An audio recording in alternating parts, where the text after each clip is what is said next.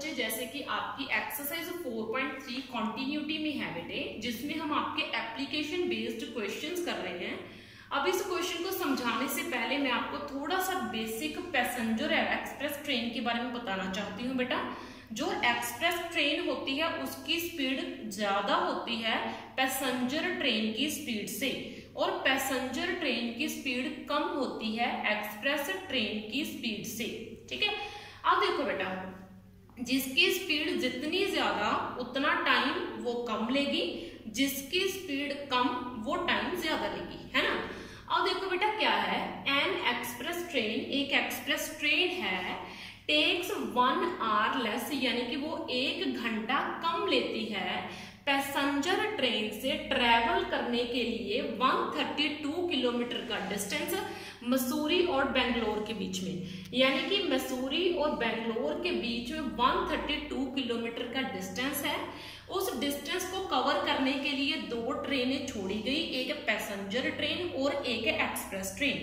Express train जो है वो पहले पहुंच गई, मतलब उसने टाइम कम लिया। क्यों कम लिया? क्योंकि उसकी स्पीड ज्यादा है।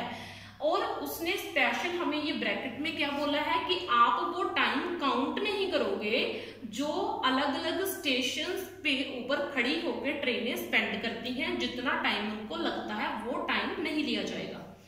If the average speed of the express train, अगर एक्सप्रेस ट्रेन की स्पीड पैसेंजर ट्रेन की स्पीड से 11 किलोमीटर पर आवर ज्यादा है, यानी कि मुझे पैसेंजर ट्रेन की स्पीड तो नहीं पता, लेकिन उसने ये बोल दिया कि एक्सप्रेस ट्रेन की स्पीड 11 किलोमीटर ज्यादा है, तो मुझे दोनों की स्पीड्स बतानी है कितनी होगी।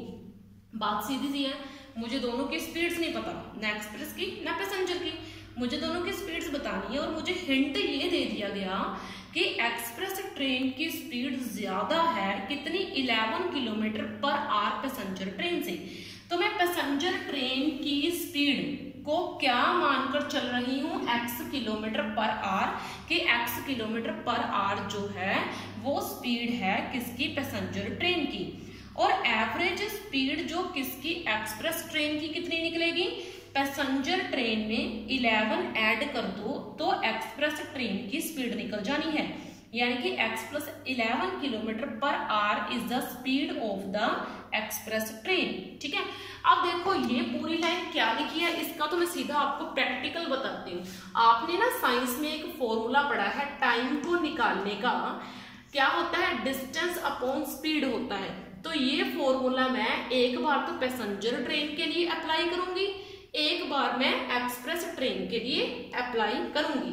अब देखो डिस्टेंस 132 किलोमीटर का तय करना है दोनों ट्रेनों ने, तो सबसे पहले मैं पैसेंजर ट्रेन के लिए निकाल रही हूँ, और पैसेंजर ट्रेन की स्पीड कितनी है, x किलोमीटर। तो मेरा टाइम निकल गया पैसेंजर ट्रेन का कितना, 132/x आवर्स। समझ में आई बेटा बात।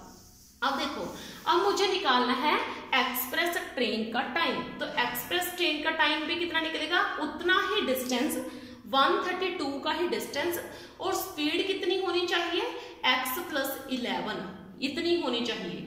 अब देखो आपने ये बेसिक समझना है, आप दोनों में से कोई भी कंडीशन अप्लाई करोगे तो आपको यही इक्वेशन मिलेगी। अब कंडीशन क्या है, जो पैसेंजर ट्रेन है वो 1 घंटा ज्यादा ले रही है एक्सप्रेस ट्रेन के बदले में, या फिर हम ऐसे बोल सकते हैं कि एक्सप्रेस ट्रेन पहले पहुंच रही है 1 घंटा। पहले पहुंचने का मतलब क्या है, 1 घंटा कम ले रही है जो है पैसेंजर ट्रेन से। अब समझ में आया बेटा। अब देखो अगर मैं इस कंडीशन के अकॉर्डिंग लिखूं तो ये एक्सप्रेस ट्रेन इधर माइनस बन के आ जाएगी और ये उधर प्लस के रह जाएंगे। मतलब आपको समझ में आई ये चीज, मैंने क्या लिखा, passenger minus express is equal to 1, ये कंडीशन बन जानी है। या फिर ये पैसेंजर इधर प्लस के और ये प्लस वाले उधर माइनस के बन जाएंगे। ये देखो plus is equal to minus, ठीक है, यानी कि बेटा इस तरीके से हो जाएगा। तो हम यहाँ से माइनस को कॉमन निकाल के इस कंडीशन को बना देंगे। अब देखो बेटा यहाँ से क्या है, 132/x माइनस 132/x+1। मैंने इस कंडीशन के अकॉर्डिंग वर्क करा है। दोनों कंडीशंस को माइंड में रखोगे तो थोड़ा सा आपको प्रॉब्लम आएगी, इसलिए मैंने एक कंडीशन उठाई है जिसके अकॉर्डिंग आप वर्क कर सकते हो।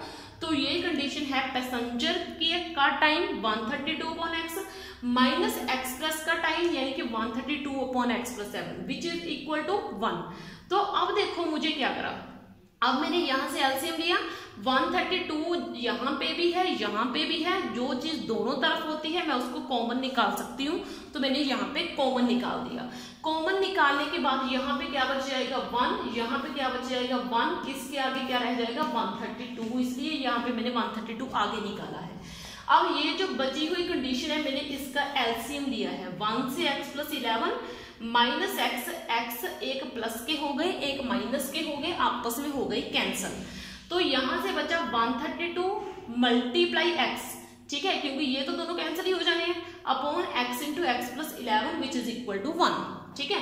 अब देखो अब मुझे क्रॉस मल्टीप्लाई करनी है, अब मैंने 1 के साथ इसको क्रॉस मल्टीप्लाई करा x इंटू एक्स प्लस 11 और जो ऊपर 132 मल्टीप्लाई 11 है उसको वैसे ही पड़ा रहने दिया। अब मैंने इन दोनों को मल्टीप्लाई करा, कितना आ गया आपका 1452, और इन दोनों कंडीशंस को सॉल्व करके ये मैंने एक क्वाड्रेटिक इक्वेशन बना दी। प्रीवियस हर एक वीडियो में मैंने आपको क्वाड्रेटिक इक्वेशन उसके फैक्टर कैसे बनाते हैं हर एक चीज आपको समझाई हुई है। अब देखो 1452 मल्टीप्लाई करके आना चाहिए और प्लस माइनस करने के ऊपर आपका 11 आना चाहिए, तो ऐसे दो नंबर ढूंढ के बताओ। तो 44 और 33 ऐसे दो नंबर्स हैं, अगर मैं इनको मल्टीप्लाई करूं तो 1452 आएगा और इनको आपस में सब्ट्रैक्ट करूं तो मुझे 11 मिलेगा, ठीक है। यहां से मैंने इनको फैक्टराइज करा, ये मैंने आपको पूरी 4.2 और पूरी 4.1 में समझाया कि how to factorise a quadratic equation. अब देखो मुझे यहाँ से दो वैल्यूज मिल गई, x is equal to -44 and x is equal to 33। तो स्पीड आपको पता है वो कभी भी नेगेटिव हो नहीं सकती, तो इसलिए मैंने स्पीड कितनी ले ली, आपकी स्पीड पॉजिटिव आएगी तो वो कितनी ले ली मैंने 33, और x है ये x निकला है ना, और x स्पीड किसकी थी, वो थी आपकी पैसेंजर ट्रेन की स्पीड, तो यानी कि पैसेंजर ट्रेन की स्पीड 33 किलोमीटर होगी, और एक्सप्रेस ट्रेन की स्पीड जो है 11 ज्यादा है यानी कि 44 किलोमीटर होगी। तो इस वीडियो में इतना ही, बाकी अपन नेक्स्ट में। थैंक यू बच्चे।